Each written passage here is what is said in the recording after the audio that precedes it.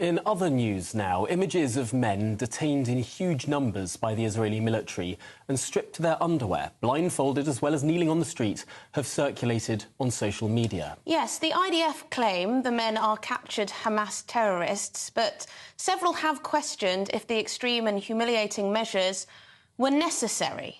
Well, joining us is Professor Eugene Kantorowicz, Director of International Law at the Coquette Policy Forum. Thank you so much for your time.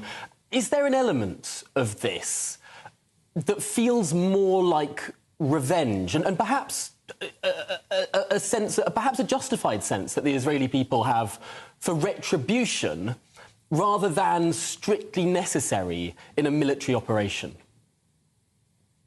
So these are military-aged men, which Israel has detained on suspicion of being members of Hamas.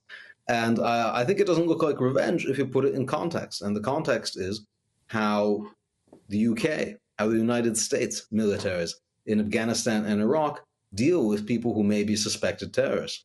And in all those contexts, militaries have had people take off their clothes because I think it's not out of the question that Hamas, a terrorist organization which tortures, rapes, dismembers civilians, hides in hospitals, hides in ambulances, may have some people surrender with potentially weapons on them or even suicide vests, which have also been found in Gaza Strip.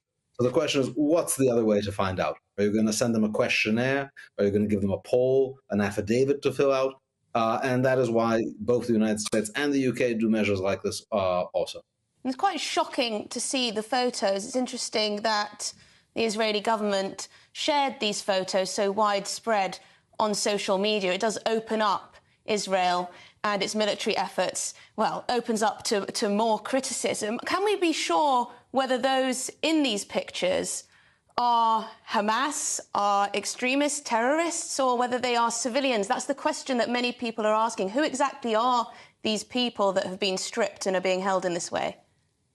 It's the question that Hamas forces us to ask, because, of course, Hamas has put us in this situation by not wearing uniforms, by routinely walking around ununiformed, attacking Israelis while dressed as civilians, that you can't assume the fact that someone does not have a uniform is a civilian. Now, these were a group of military-aged males, only military-aged males, a large group who were together in one place in an area of Gaza which had been largely evacuated by civilians, as I understand. So that certainly provides a reason to stop and find out, just like the United States or the UK would do in Afghanistan and Iraq. But certainly, I don't think none of them are going to be punished or detained extensively without inquiry to find out whether they're Hamas terrorists. But obviously, you're not just going to ask them, are you a Hamas terrorist, and do you have a suicide? It's such a difficult job for Israel here because clearly sometimes there is a very blurred line between someone who might have stood on the side of the street and in a sort of awful and inhuman way cheered on a Hamas terrorist dragging a hostage through the street, as we saw many streets in Gaza, people on the sides of the street acting like that. But I suppose in Nazi Germany, there were many civilians who attended Nuremberg rallies. Perhaps that's an apt comparison. Those civilians who've expressed support for evil, murderous barbarians, whether it's the Nazis or Hamas, I suppose ultimately these people need to go through a process of denazification. And would scenes like this help that process or hinder it?